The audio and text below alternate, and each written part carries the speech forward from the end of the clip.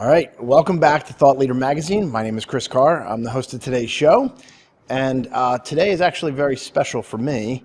I've had a number of guests on Thought Leader Magazine for over the last 6 years, and our most popular show, and one I enjoyed very, very much, was with Mr. David Griffith. David has become a mentor to me. He's someone that I look forward to, everything from his LinkedIn post to just stories from his career. He's spoken to my company at our annual retreat, and I've just really enjoyed watching you kind of tell the stories of the lessons you've learned, not only through your career, but also through your life. And so, David, welcome back to the show. Yeah, it's Chris. Look, it's great to be back. I was pleased I could find the office for the third or fourth time. I know it's always a Yep. challenge. But I got a parking spot as a guest. I mean, this is, I'm feeling pretty good. So You're VIP now. yeah, no, that's Just fine. It's getting towed as we speak, but that's okay. Don't worry about it. But Yeah. no, it's great to be with you again. This is great. Now, what is the countdown to retirement? We're in the home stretch. Well, it depends on our definition of retirement, but Sure. I am stepping away from ECS as the executive director and head coach. Actually, that happened August 2nd when Ann Rice Burgess became the new CEO. And I'm pleased to say she's taken on the title head coach, so that's I've enjoyed that a lot. But I'm going to formally stop the day-to-day transition work October 31st. I'll take a year off, and then I'll hopefully go back on the board as an emeritus. And I'm still helping with fundraising and those kind of things that, those are relationship driven. So Ann and I have known each other for a long time, so I think that's going to work out real well. Yeah. Now, there is this retirement curse that always seems to happen. So I remember the day my dad retired, and like the last 15 to 20 days before he retired, he said it was like the busiest 20 days of his career. Are you finding that they won't? Yeah, They won't. I They would won't say let you I leave? wish. Yeah, I wish it was 20 days, but Yeah. no. My wife has made it very, very clear. I'm turning 70, and said that's great. I really want you to retire, but this lunch thing is, it's okay if you're doing something else. She Yeah. has she has her routines, and she's involved in a number of things, and I Yeah. think there's only so much stuff around the house I can do without screwing it up. So Sure. we're looking at some things, keep busy, keep involved, things I care about, but we planned the transition at ECS really 18 months ago, and so we've executed that. The board's been great. We had to do a change at the board chair first, so I could work with the new board chair, and then we went through the search process very thoughtfully. I think we had great candidates, and Ann emerged kind of in a funny way. We can talk about that, but Ann is just the absolute perfect choice to take us to the next level on a lot of levels. She's historic too. She's the first woman to lead the agency in 154 years, and Wow. I'm really proud of that.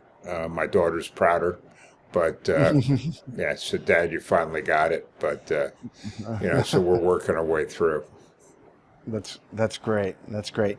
Now let's take a little bit of a step back to our audience. I know that if you haven't watched the last show, can you talk me through just some really quick, some fine points from your career, like starting at IBM and how you got from IBM to here? We could just replay the last interview, but no, you're kind. Let's see. I left. I went to Kenyon College, graduated back in 1976, probably before you were born, Chris. But went to work for IBM in New York City. Started as an engineer, systems engineer, switched to sales. Had a really nice run there.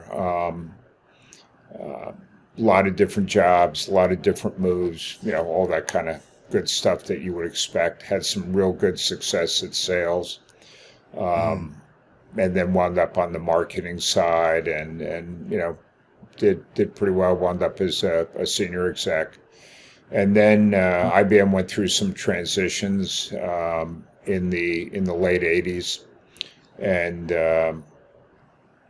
it became clear that the direction the company was going and where a lot of us in the field was going, I wouldn't say the alignment was there. There was a lot of sense they wanted to be a hardware company. We really thought software was the future. They had to do a riff. It was optional. You had to be an idiot not to take it. And so I left on a Friday, and on Monday I went to work as VP of Marketing for MCI, the long-distance company, competitor to AT&T at the time. Did that for a couple years, and the founder of MCI passed away suddenly, Bill McGowan. It triggered a change of control, which triggered a number of things for those of us who were in levels that I was at. And my wife and I took a look and just said, we've moved a lot. We got some personal things we want to clean up. We had 2 young kids, and her dad had a small business down here in Bristol, PA, called Modern. And he and I have been on his board, and he docked. And make a long story short, I bought into the business, and we moved here to New Hope, Solebury. We've been there now 30 years. We're part of the community. Our kids grew up here, and had a hell of a nice run at Modern. And we grew it, became an employee-owned company as an ESOP as part of our exit strategy. I'm honored. The company has still asked me to remain as chairman, so I chair the board. And 10 years ago, when I turned 60, it made sense for me to step away from the day-to-day. There were some young guys we had who were really good, who needed to have a chance to run it. Again, we were employee-owned, so that had been laid in. And the headhunter that I had used to fill a lot of jobs and some of my other board work called me and said, hey, look, with you stepping down, there's a nonprofit in Philly by the name of Episcopal Community Services that we think you'd be great to run. And I knew it had a brand problem because I'm in that tradition, and I had never heard of them, so that was a clue. And my wife also is a clinical social worker. Thought me going to run a nonprofit in that space was, as she said, you don't do kumbaya very well. But I went down and interviewed, and started to understand the challenges of poverty in Philly. And what really sealed the deal is our bishop at the time sat down with me, and like in any tradition, with people you respect, he said, look, I really need you to come do this. So I was leaning that way. I'm the first non-priest, non-social worker in at that time, 144 years. Wow. And off we went, and we had a tremendous run. The combination of business and really good social work, of talent and those principles has really proved out to take the agency to a very, very different place. Let me be clear, it's been a team. We hired some really, really good folks. We had a number of good folks. We sharpened our focus, our mission. We decided to get out of maintaining people and really focus on transforming them. I went out, really spent most of my time managing the team, really coaching more, and then we developed a brain science-based methodology that has proven to be highly effective. We made a number of other changes. All of a sudden I was turning 70 and looked around and said, it's time for somebody else to lead. And here we are. but it's been a great run. You and I have talked over the years. It's been by far the most meaningful thing I've ever done. No question Wow. about it. And I'll stay involved. I may step away, but Yeah. I'm going to be deeply involved in the mission. That's amazing. So that's the not so short bio, but Yeah, but it's some there's a lot of there's about 1 million sub stories that I've heard all throughout your career as well. And I yeah. think if you have the chance, do you have it recorded? Some of the speeches that you've done, everything from Muddy Boots to the Elephant in the Room. Yeah, Is that recorded? The blog is themuddybootsblog.com, Yep. and there's a fair amount of. I started writing that 10 years ago when I wanted to really think about advocacy, and that's kind of meant much to my surprise, that gets followed. And there are links there to some of the. I teach a leadership class, I teach a governance class. Those are available. Somebody's interested. I've sent it over the years. It's evolved. Yeah.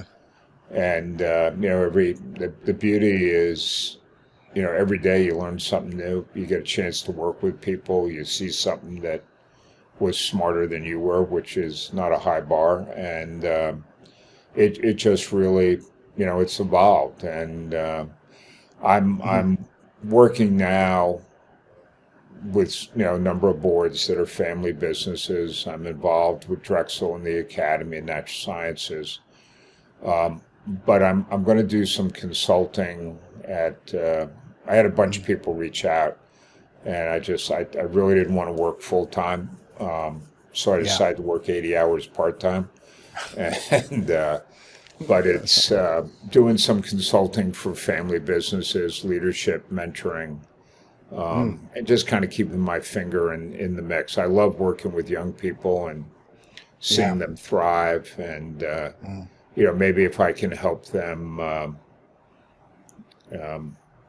I had some great mentors, and basically it's payback time, and frankly, it keeps you young, and I still have time to go fishing, so it's not all bad. So, a lot of the theme of the show, since the last time you were on the show, we really tried to put a theme on the show that would cover a couple different things. But the three things are that great businesses are built out of great people, great process, and great products. And obviously there's a number of other tenets as well, but for this show, we usually focus on those three. And so as you look back on your career, I'm just wondering if we can kind of walk through some of those, and just if there's any stories that come to mind from any of the organizations that you worked with, I would just love to kind of get your input on that. So let's take the first one down, and we'll talk about people. So one of the things that we have with Farotech is that it becomes very transparent when you start working with Farotech that the power has been in the fact that we've hired really great people that love their craft, that love marketing, and love what they do. And that passion leads to really great products and services and things like that. Keep going, Chris.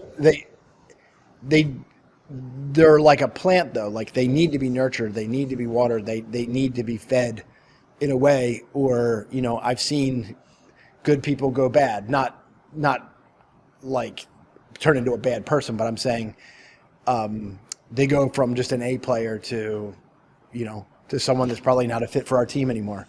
And so when you start to think about people, and you start to think about even just some leadership things, when you look for people in your organization, what are some of the key ingredients that you look for? Well, it's first of all, let me agree with your premise. I have long believed that talent is the driver, and like when I talk about talent, the linkage between talent and outcome and income is absolute. I have yet to see a business or a nonprofit, for that matter, where if you put the emphasis on talent, the recruiting, the retention, the development, and development, I've learned, is a full-time job in many ways for a CEO. The care and feeding of talent. is vital. And everywhere that we've put an emphasis on that, and I would argue everywhere we've screwed that up, the connection has been really, really well established. I mean, I can look at ECS and I can look at the team that I started with and the team that's there now. I've had 4 or 5 folks go on to now run other agencies. Some folks who are just really good at what they do. Frankly, I could have used them in business as easily as I could have in nonprofit. And I think there's this misnomer that nonprofit and for-profit are really 2 different animals. I'm an adamant advocate that that's just not the case. But talent is the driver. And then how do you identify, how do you nurture, how do you have those conversations with people that maybe are not living into their potential? There's, we could write a whole lot of that, but that was true day one in IBM. It was true at MCI. It was true certainly at Modern as we grew and expanded. How you treat people, and I'm talking about talent up and down the organization, just not your direct reports, but do you have a culture that nurtures talent and rewards talent? My second big lesson is share the wealth. You and I have talked endlessly, would you rather own 100% of a small company or 50% or 49% of something that's thriving, growing, and sustainable? And talent is the big difference maker there. So I think that those 2 are just a fundamental lesson. And then the third one I would tell you is, if you hire really smart people, it's probably a good idea to listen to them. You and I have talked about this over the years, and I mean, it's really obvious. Why would you spend the money and the time to get really good talent and then be telling them what to do all the time? There's a time and a place where you got to, but I have long believed I should be the dumbest guy in the organization, and I say that somewhat tongue-in-cheek, and it's too easy a thing for my wife to jump on. But the reality is, people got to carry through. If you hire really bright people, subject matter experts, why wouldn't you listen to them and help them have a seat at the table, shape strategy, think about how you move the company? It's a lot easier to go together than go by yourself. And I'm just amazed the number of people who just think ego's got to be, the mythical, captain.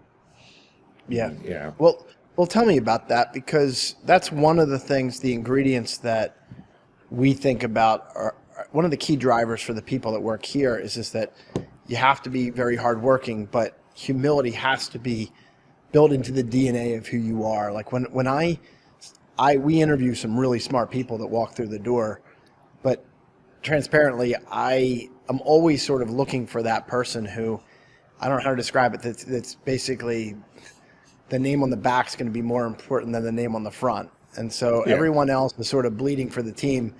And so even if I could find an all-star, I'm not willing to give up, some of the chemistry that makes us great. Well, look, it's part of really smart people is they realize they need other smart people. And again, I think, the chemistry of realizing that collaboration is stronger than being alone. And what does it mean to collaborate? What does it mean to learn from each other? What does it mean to be a student of the business? And frankly, the hardest part about business is every day the rules change, right? Mm-hmm. So you've got to be learning constantly. You got to be reading constantly. You got to be, as the CEO, you got to be out in the field, asking the critical questions. How are we doing? What can we do better? and it's amazing to me the people closest to the work how much they know, and people don't go out and ask them. So I agree with you, Chris. Chemistry is vital. I've had some really bright people, but whose egos and we had a mishire. There's just flat out. They might be the smartest people in the room, but I really don't need you telling me that every 20 minutes, or your colleagues, right? And then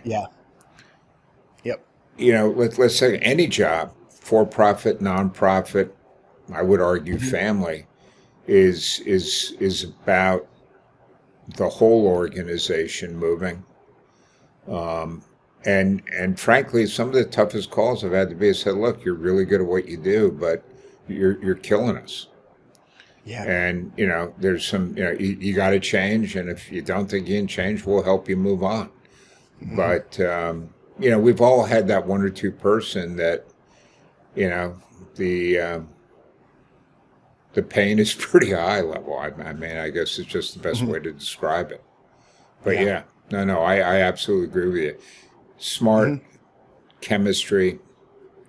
And I have yet to find the right tool that tests chemistry. I mean, that's where the in-person interview, the discussion, the panel. I'm a huge fan now. I never used panels until I went to ECS, but the idea of having 4 or 5 people that the person's going to work with be part of the interview process, I found that to be a really useful sanity check.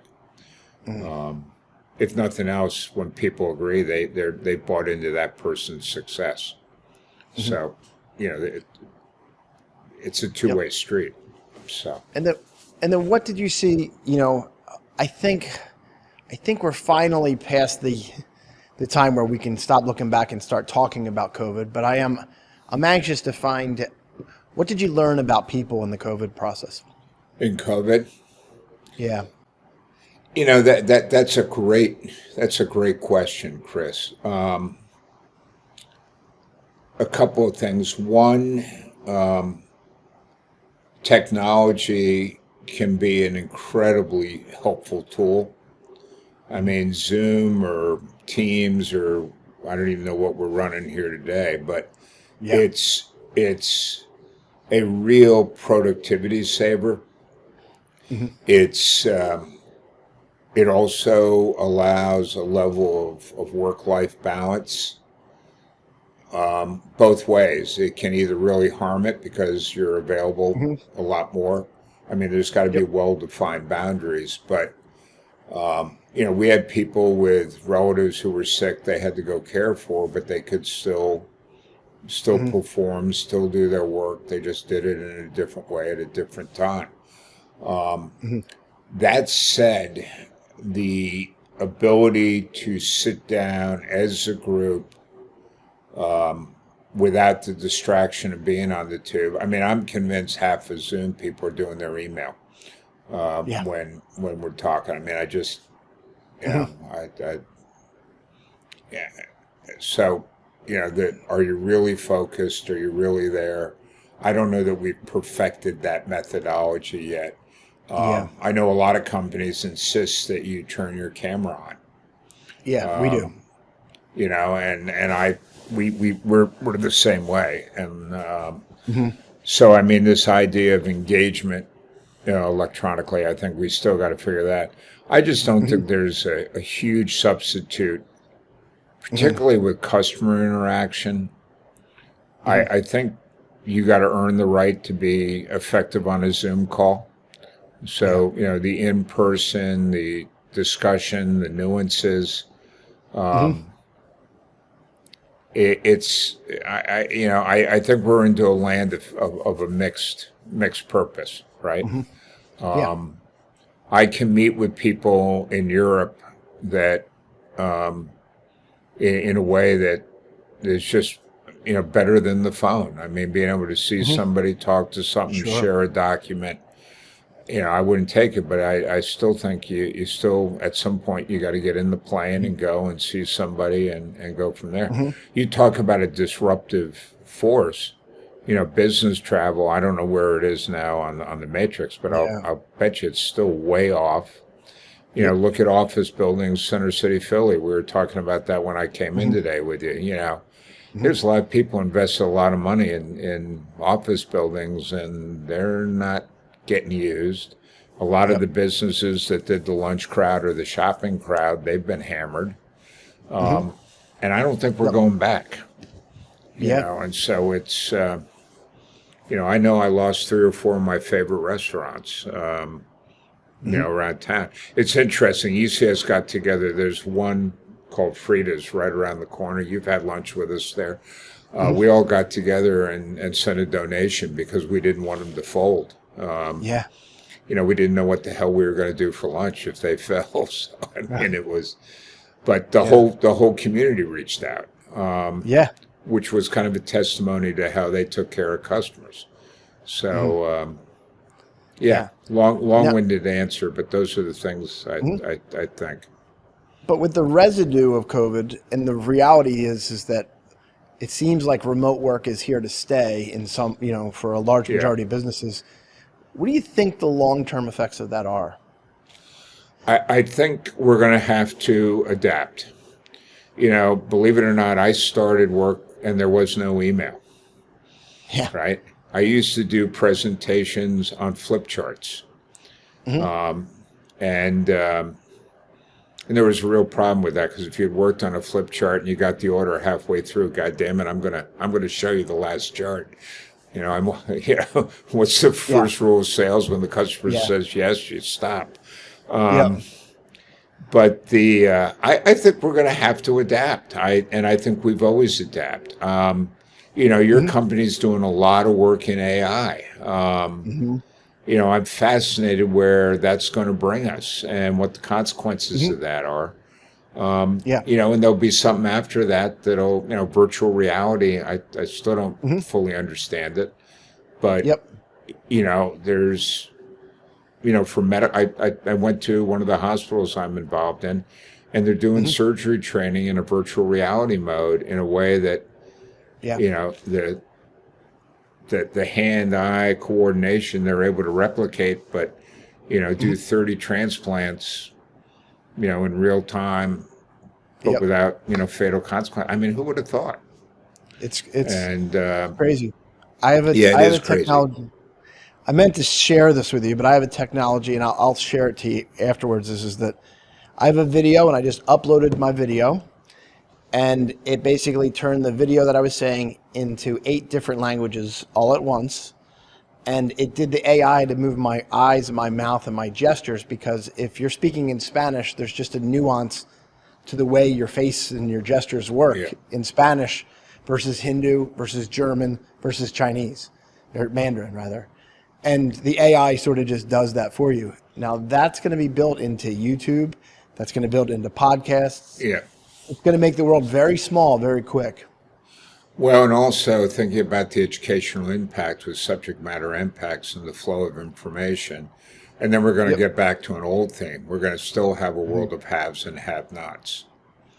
And Yeah. if information and training becomes increasingly available that way, Mhm. how do we make sure that it's truly available across the spectrum?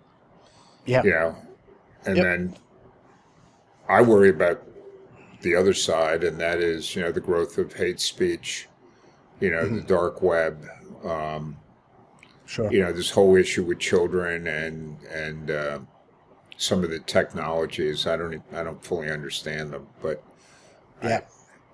I still don't get why we need all these photographs of apple pie with ice cream on the table. But But we yeah, do. yeah, we do, and I mean, I just I got to be honest with you, I just don't get it. But Yep. I just think we will adapt, and I think the good news is.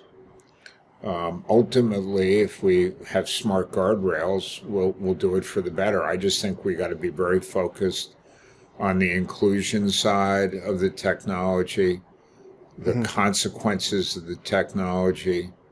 Look at Mhm. what's going on in the auto industry with the evolution to electric vehicles. Um, Mhm. I heard a stat the other day that 60% of auto workers are in engine manufacturing. Now, I don't know if that's the right number, but it's a big number. Yeah. And what happens with electric vehicles and motors, and it's a different deal. I just think we got to really think through technology transformation's impact on the workforce, and how do you help people in the middle of their careers transition? And I just think as social policy, that's got to be. I love the entrepreneurship. The market rewards them, but I think some amount, and it's not socialism because we need consumers, right? If you displace the middle class with technology, they're not going to be consumers. It's not socialism. It's actually capitalism in spades. How do you make sure that we have viable jobs where people can have quality lives, but also be consumers to feed the economy and the business? It's a huge. I think it's a huge public policy issue. I think electrification is an interesting issue for transportation. I'm frankly convinced hybrid's going to be the better step for a while, but maybe hybrid with hydrogen rather than gas. From an environmental perspective, but. Sure. If we're 100% electric vehicles, we don't have a grid that's anywhere close to being able to handle that, and that'll be years with a lot of consequences. So, people a lot smarter than you and me are working on it. But I look at the workforce implications and where things are going to go. Yeah, and I hate to to pile on that, but between blockchain and AI, they're using more electricity than small cities, and these are just companies. Look, it was good for my generator business. So a lot of our large commercial generators standby went to quote unquote mining operations. Yep. And just show you how old I am, I had to go to the guys and said, we don't have that much mining in Pennsylvania. And they go, Dave, it's not coal mining. So, I mean, look, I think it's a phenomenal technology. I just think, again, like anything else, there's got to be regulation. This latest collapse and fraud, I think the bank regulators serve a purpose. Yeah. Greed will always be a driver. So. Yep. So Let's pivot real quick. The next thing I'd like to talk about is we're talking about great people, great products, and great processes. So I'd like to go to product first. When you think about great product, think about all the companies you've worked for. And sometimes your service is your product. But what can you tell me about what you believe is kind of the origin of great product? Great question.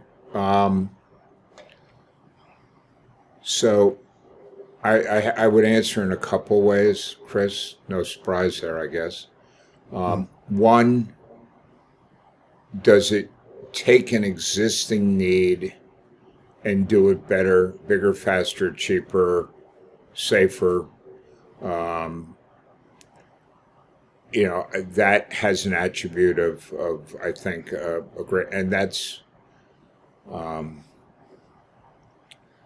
there's lots of examples of where, we're seeing that. I mean, I think cell phone is a great example of, I don't think any of us could live without our cell phone now with the apps and everything else that's going, but, I haven't been in a bank in years. I'm still blown away that I can deposit a check on my phone. The fact is, we don't need checks. We ought to, Vimo and ACH and all that other stuff. So I think things that, bigger, better, faster, cheaper, easier to use are attributes. But at the heart of it, I think the really great products start with understanding the demand and the need and the customer. And, I've long adhered to the belief from my friend Mike Marks, if you find the pain and fix it for a customer, margin will never be an issue. I've long believed that really great products will never be low price, but they'll be low cost. And so understanding a customer's fundamental needs, vision, and being able to have, and it may be product, it may be service, it may be a combination of the two. But, I think most great products have wrapped around them an ecosystem to use them the best that you can. I'll give you a great example. Modern's the master dealer for Generac.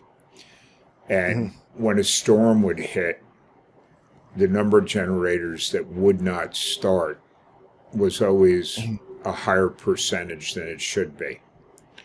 And generators run once a week and start up and run for 15 minutes to charge the starter battery. But it also is for you to know that they started, and if the power goes out, it's ready. The problem is, if you're not there on that startup, you had no, and people would never go check the indicator light, particularly on the residential side. So one of the great aha moments that a couple of people had was, let's put some telemetry in the generator that will call the person with the service contract. And I say call, text, email. But basically let them know the status of that machine on test so you can go out and fix it before the power goes out. Yeah. Now, there's an example of an existing product, standby power. When you need it, you need it. But the key to that is it's got to go on when the power goes off. Well, ants get in there. People don't maintain them. I mean, there's all kinds of shit that, excuse my language, that happens. We're fine. Yeah, that's okay. I'm not censored here. I don't really care. The issue is, there's a case of somebody sat down and took an existing technology, and now it burps up on your phone. I'm amazed. We have 2 electric hybrids at home. I get the charge status on my phone. I mean, it's this deal about listening to and seeing an opportunity and just thinking outside the normal box. Because what that now does to me, my emergency service guys, that's a limited resource in a storm. But we're able to eliminate about 80% of the things that, if it wasn't turning on, it wasn't an emergency as long as the grid was up. So, it's that kind of product thinking and advancement. But it comes from people looking at opportunities, connecting. This is why data is so important. You got to look at data not as a report card, but as a tool. What is the data telling me, and what's the opportunity? Sure. We had another great one. We got into the arborist business in a big way at Modern, from a very small business, grinders, tree stump grinders, arborists, cranes. And it's because we had a young man come to us, and he had gone to school, and he said, look, this thing called ash borer is going to create millions of trees that are going to need to come down. And we signed a deal with one of the major chipper manufacturers right as that was coming. That's now almost 15% of the business. Why? Jeez. Because somebody had what I call radar, was looking at data, and I think every business needs a full-time radar people, and I think everybody ought to be looking at and connected the dots that if this happens, this is going to happen, and that's going to be an opportunity. We don't teach that in the MBA classes to the level I think we need to. Everybody can do the numbers, but I think to really be an entrepreneur, you got to listen to the customer in an incredibly thoughtful way. You have to have radar, be looking at data and mega trends. And then you got to have the smarts to put that all together and then, create an opportunity or a product in a thoughtful way. You do it in your work all the time. I mean, Yep. yeah, I mean, mean, it's in many for ways, it's the heart of what you do, Chris. that's pretty much the heart of what I do. It's my job or our mission as a company to kind of tell you what's out there, what's coming, so that you can be prepared. Yeah. And And then specifically the connection in is this to make AI sure world. people react. When I do Yeah. my board governance, I think radar is the number one function. Yep. You Yep. know, what's going on and where are the opportunities or where are the risks?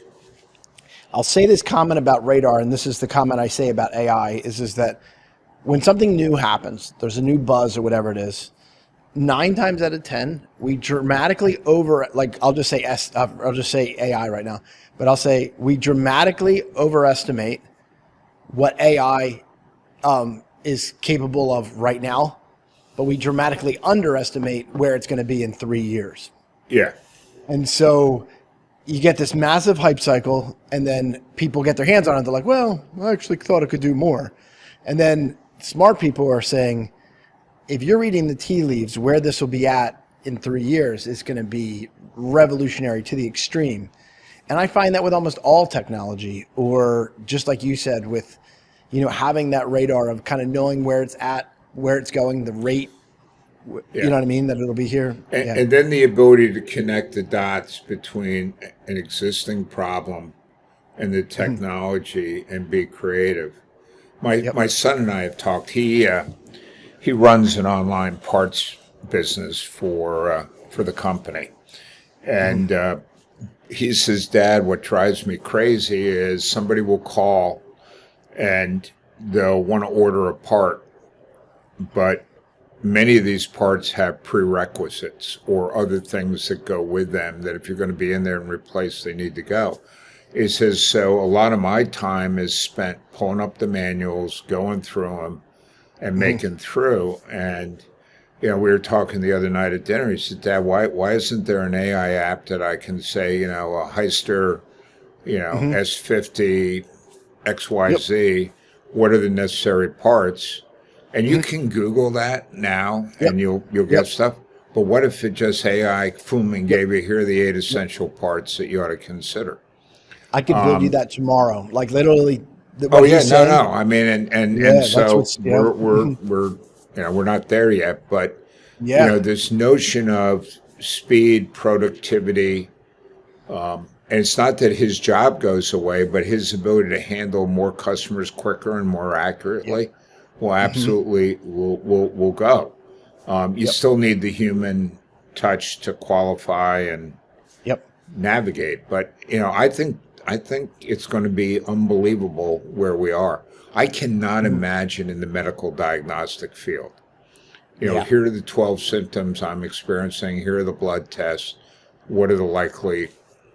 And how many times have you heard a doctor, and they're great, obviously, but they missed a potential diagnosis. Yeah. Going to be exciting. It's crazy. All right, let's get to the last part, great processes. So, whether it's building standard operating procedures or just taking big subject matters and breaking them down into small pieces, when you think about the processes that you built, or I'm assuming when you came into ECS, is that one of the number one things you do, is just kind of figure out how to systematize what we're doing and how we do it? I think you do that with every job, quite frankly. In ECS's case, I went out and got a phenomenal CFO, a phenomenal. And then we put in place processes on budgeting that matched the strat plan. We first of all, we had to create a strat plan, and what do we want to be, who do we want to be, over what period of time, how do we fund it, but this process of setting up, do you have the right people at the table to review the data? Do you share information with the leadership team so everybody's on the same page? Do you allocate the right person into the right opportunity to come back and don't have everybody doing the same thing? I mean, those are really fundamental business processes. And then, I happen to think racy or something is, how do we make decisions? So that people know how to come into a discussion prepared of, who owns it, who's the decision maker, do we have to go to A, B, or C to get approval? What is the methodology that you consistently use so you've checked all the boxes and the odds of success go up? And then the other thing that I have really learned over the years is the elasticity of a decision. And what I mean by that is in economics, that the cost to get a project done, I'm going to make up the numbers, but 70% of the cost is with the 90% of a project, and the last 10% to get it perfect is the bulk and the difficult time in dollars. I think that's close to the definition of elasticity. But, one of the things we decided is we're going to launch a program at 80%, and then we're going to measure the hell out of it, and then we're going to adapt and tune. Yeah. And that allowed us to have speed to market and get real-time client feedback on we were on target or we were missing or it wasn't working or it was working really well but not the way we expected. And so this notion, this philosophy of, okay, this is in the mission, vision, values, this is consistent with our theory of change, that this is an impact we want to deliver. Here's the design of the program. Here's, where we are. There's some things we don't know, but let's go ahead and launch it. But recognize that we're going to measure it and it not be a report card, it be a tool.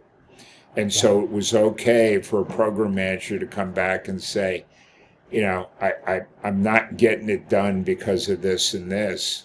Here's how I recommend, and we would tune, versus many environments where, we've launched and we're not getting the results, it's your fault.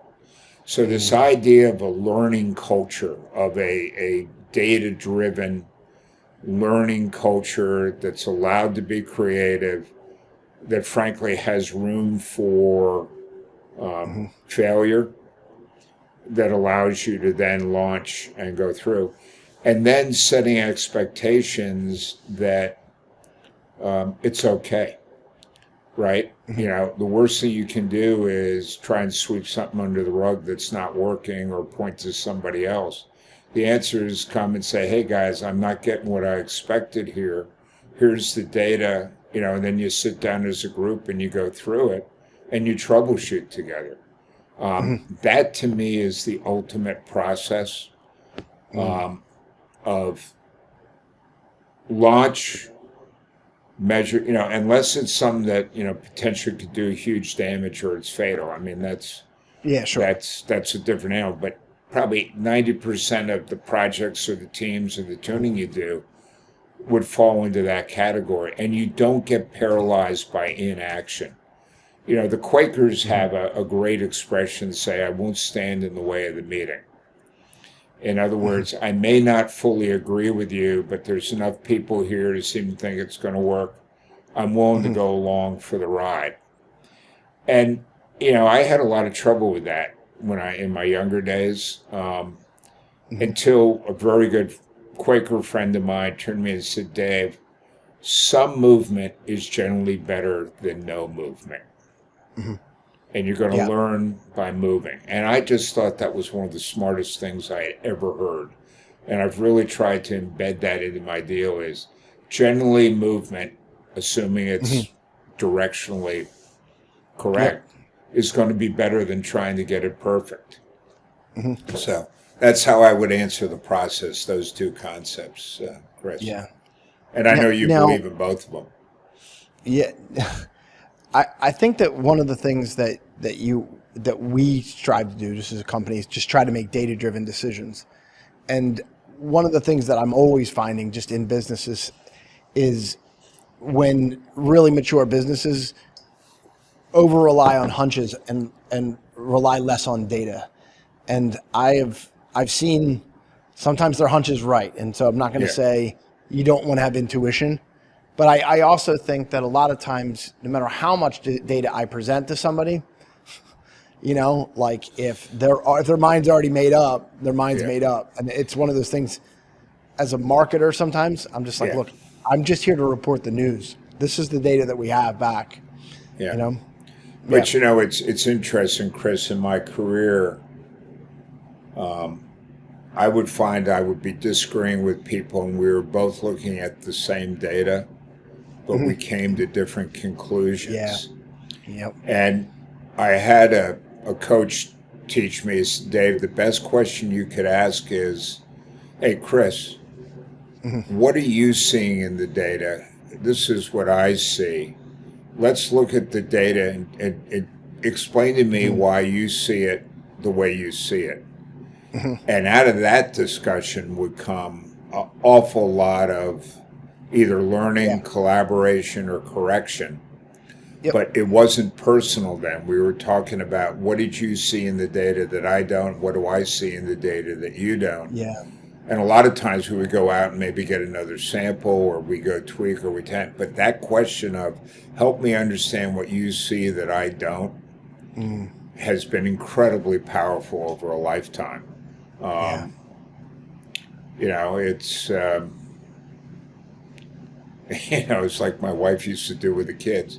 Okay, who ate the cookies? Well, not me, Mom. Not me, Mom. He said, well, then explain to me why the cookie jar is empty.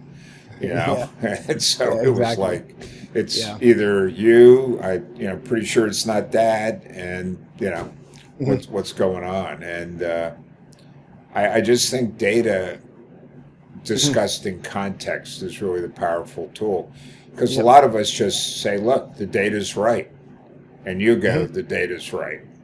And the question is, okay, help me understand why you see Yep. it that way. Yeah.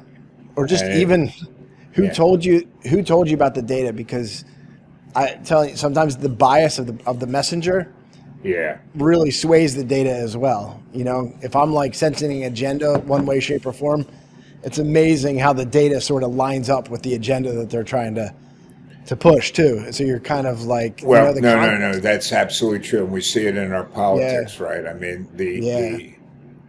the unintentional bias is almost excusable, but intentional bias is a problem.